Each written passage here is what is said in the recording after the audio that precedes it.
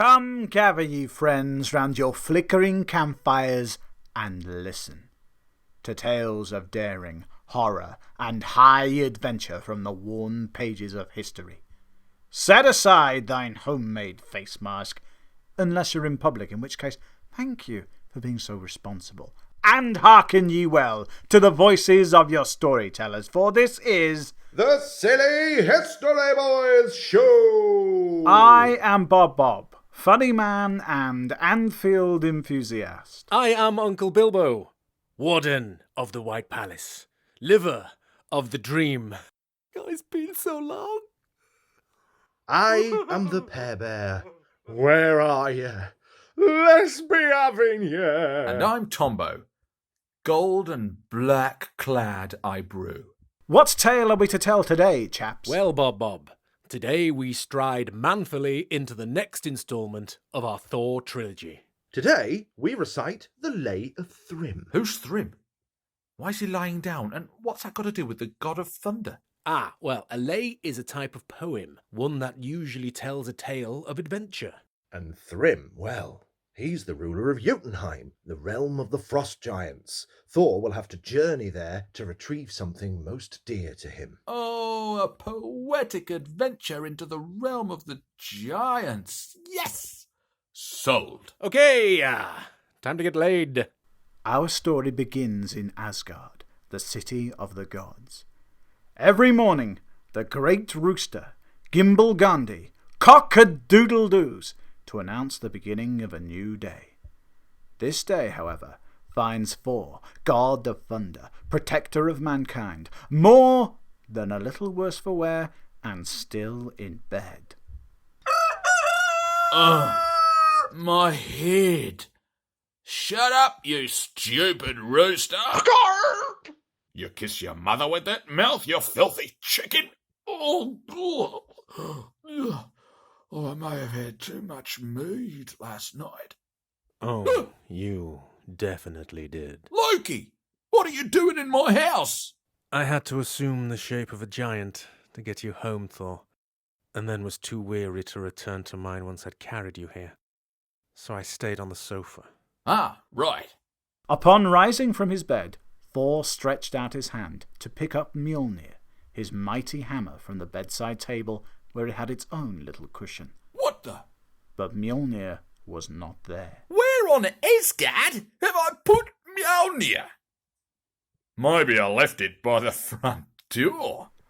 Thor shouldered his way past Loki and made his way towards the front of his house, but It's not here. Mjolnir wasn't there. Loki, what did I do with Mjolnir last night? My memory is a little bit fuzzy. Dear me, brother. Have you misplaced your mighty hammer? Not misplaced. I've just temporarily lost track of its location. That's literally the meaning of misplaced. Oh, it's got to be here somewhere. Thor looked everywhere, but Mjolnir was nowhere to be found. He checked the kazi, the den, the cupboard, the kitchen, where his shoes were kept, but to no avail. Oh, Mjolnir, symbol of how awesome I am. Where are you? Wow, Thor. I've never seen you so distressed. It was at this point a thought occurred to the god of thunder. Wait a minute. Whenever something was wrong in the realm of the gods, there was usually only one culprit, and that culprit was standing right in front of Thor with a stupid smile on his face. A smile that quickly disappeared as Thor wrapped his meaty hands around Loki's neck. Where's my hammer, Loki? Can't speak. Throat being squeezed. Out with it. What have you done with Mjolnir? Thor let the god of chaos and trickery go. I've no idea where your hammer is, you maniac. Perhaps you shouldn't have had that 7th gallon of mead. I know you're up to something, brother.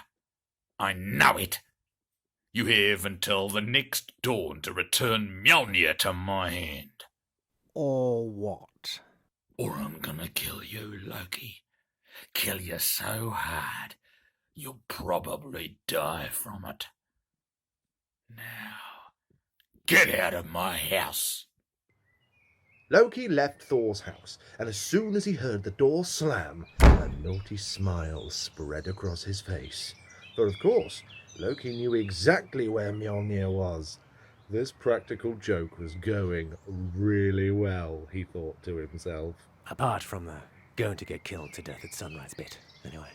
Now Loki needed to get Mjolnir back. A simple task, but one that would first require a visit to the goddess of love. Freya? Freya? Are you up yet? A sleepy-looking goddess of love and beauty answered the door. Loki? What time is it? What do you want? Please can I borrow your cloak of many raven feathers? Again? What do you want it for now? Because it grants its wearer the ability to fly? Well, yes, obviously, I know that. It's my cloak. Ah, yes, but the listeners might not. It's called exposition. Freya. Go away, Loki. Cloak. Please. Oh, fine.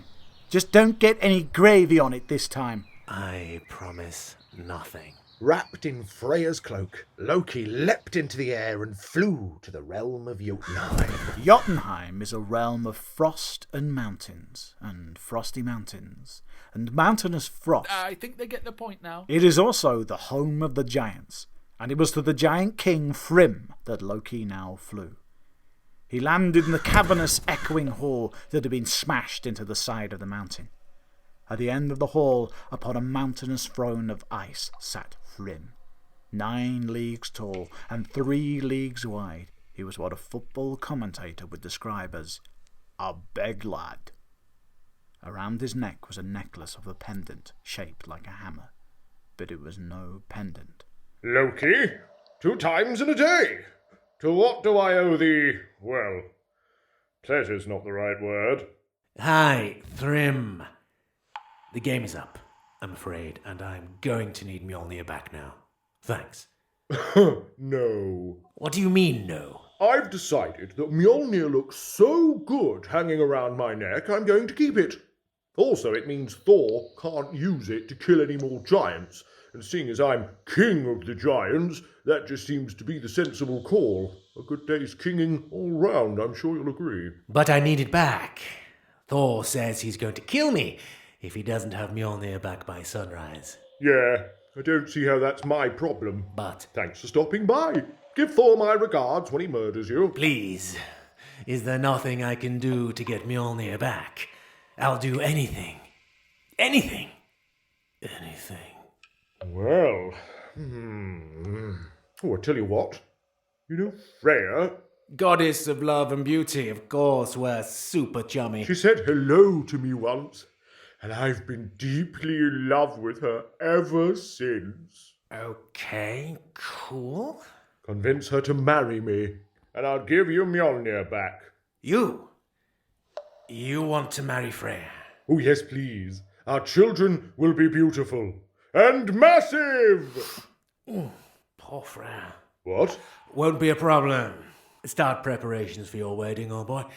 I'll be back with Freya by sunset. Really? Brilliant! You, fetch the folder! It's finally happening! And so, as Thrym shouted orders and consulted his When I Marry Freya wedding plan folder, Loki took to the air and flew straight back to Asgard. He landed in front of Freya's house and knocked upon the door. What now, Loki? Have you come to return my cloak? Is that gravy? Yes, that be gravy, but there's no time to explain. Freya, I need your help.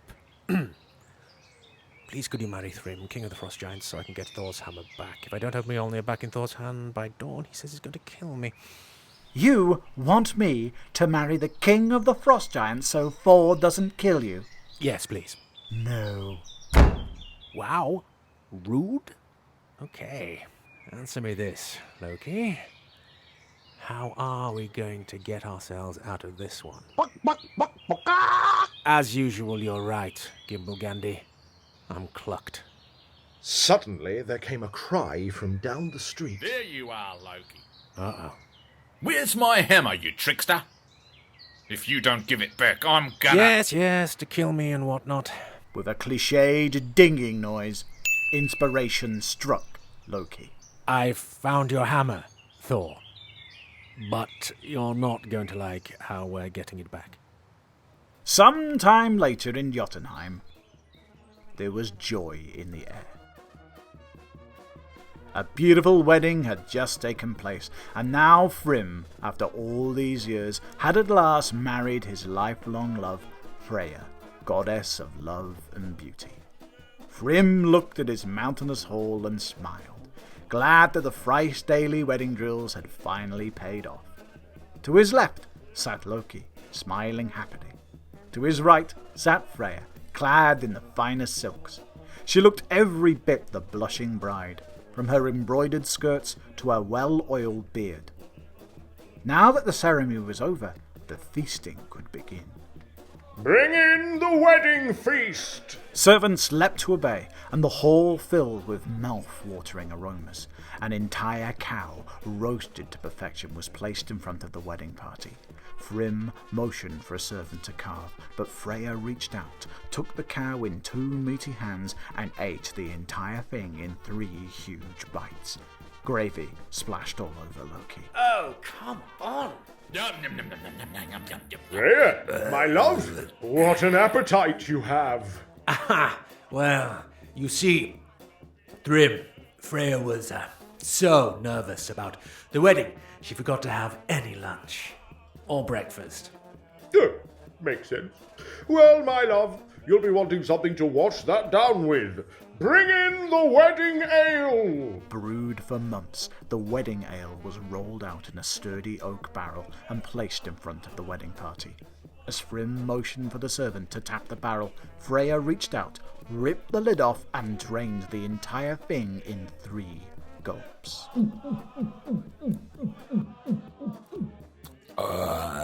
Freya, I never knew you could chug so heartily. Well, our journey was long, Thrym, and I forgot to pack a water skin. Seems legit. Well, Freya, the feast is over. It is time for us to retire to bed. Raised eyebrow. Oh, yes, my love, but... but first, kiss me. Don't mind if I do.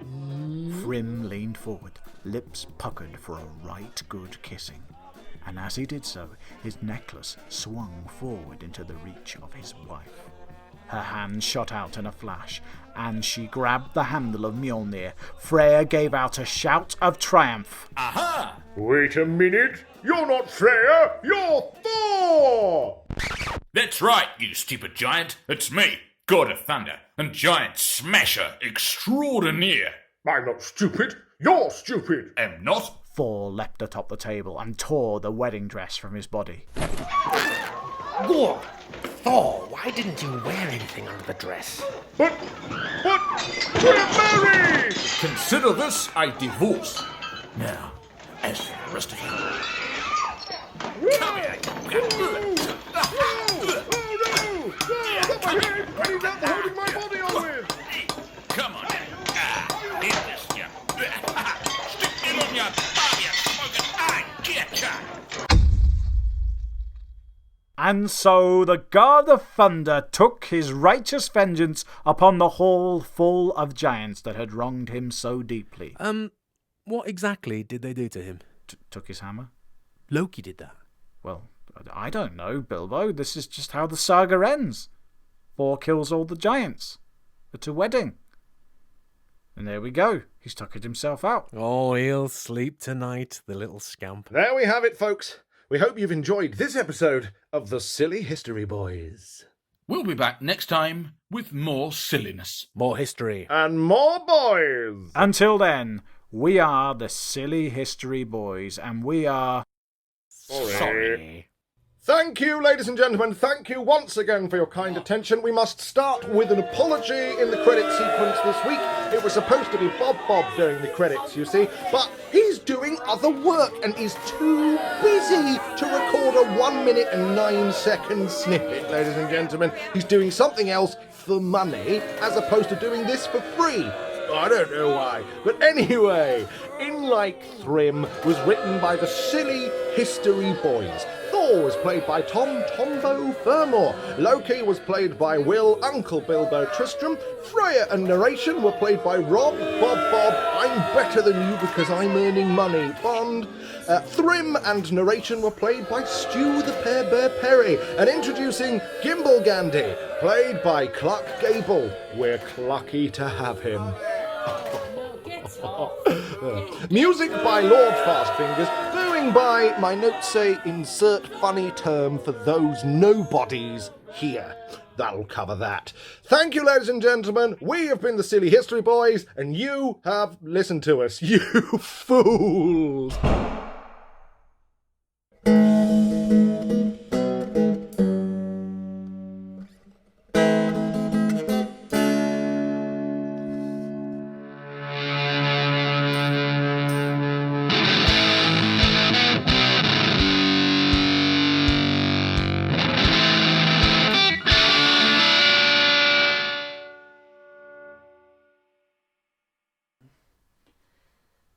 It's hot under this duvet.